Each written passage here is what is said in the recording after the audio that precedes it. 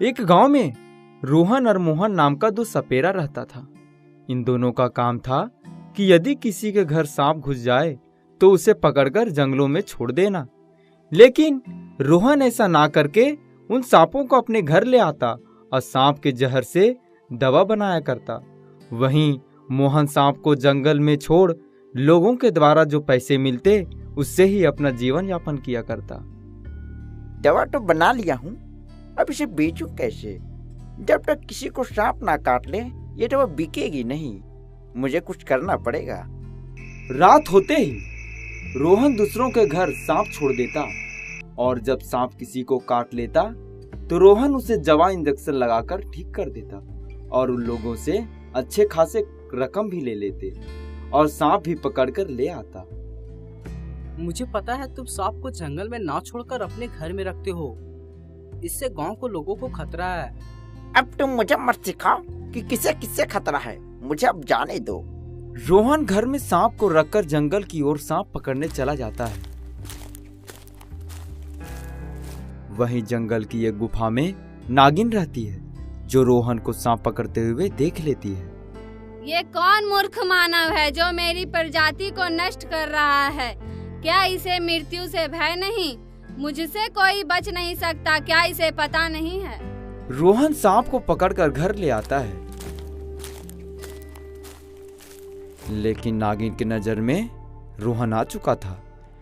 रोहन सांप को घर में रखकर मोहन के पास जाता है। सुनो मोहन, क्या तुम मेरे साथ काम करोगे? बहुत सारा रुपया मिलेगा। इस तरह कब तक जीवन व्यतीत करोगे? मुझे तुम्हारे साथ काम नहीं करना। मुझे जीव जंतु मानव को बचाना है, उसे मारना नहीं। अगर तुम इस तरह रहना चाहते हो तो रहो, मैं चलता हूँ। रोहन फिर से सांप के मुंह से जहर निकालकर दवा बनाता है और रात होते ही किसी के घर सांप छोड़ देता और सांप काट लेने के बाद उसे दवा इंजेक्शन लगाकर ठीक कर देता और रुपए ले लेता। पर इस बार रोहन को सांप नहीं मिलता है। सांप दूसरे के घर चला जाता है, जिससे सभी लोग डरकर सांप सांप चिल्लाने लगते हैं। मोहन सांप सांप की आवाज सुनकर दौड़कर वहां जाता है और सांप को पकड़ लेता है। मोहन सांप को देखकर समझ जाता है कि यह सभी काम रोहन का है। मोहन सांप को जंगल में छोड़ देता है। वहीं गुफा से नागिन सब कुछ देख रही होती है। मोहन जंगल से सीधा रोहन के घर जाता है।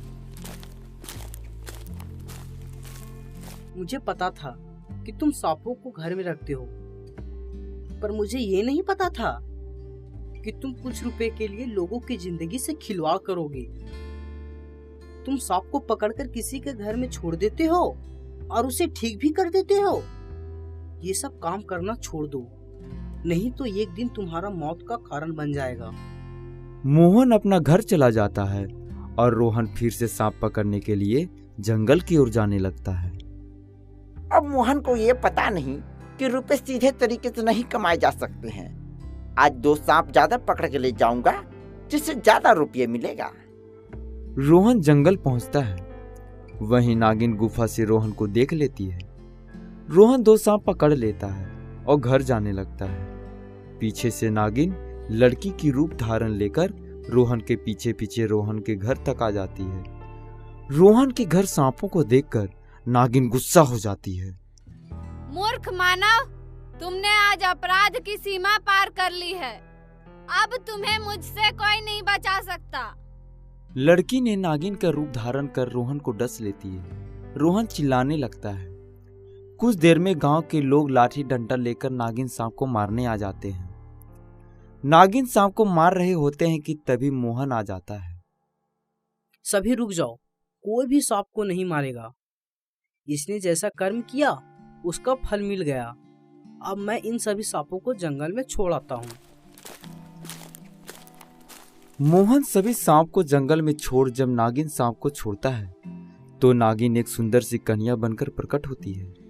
मैं एक इच्छाधारी नागिन हूँ। आपने हम सभी की जान बचाकर बड़ा उपकार किए हैं। आपका ईमानदारी से मैं अति प्रसन्न हूँ। आप जो चाहे मांग सकते हैं। मैं आपका इच्छा जरूर पूरी करूँगी। ये तो मेरा फर्ज है कि मैं अपने काम को पूरी ईमानदारी से करूं। इस काम के बदले जो भी रुपये मिलता उसी से अपने जीवन यापन करता आया हूँ। पर तुम्हें देखकर मेरी इच्छा नहीं, एक कमी है जीवन साथी की, जिसके साथ मैं पूरी जीवन खुशी के साथ बिता सकूं। मैं आपका ईमानदारी देखकर बहुत खुश हूँ, इसलिए मैं जीवन साथी के रूप में पूरी जीवन आपके साथ रहने का वचन देती हूँ।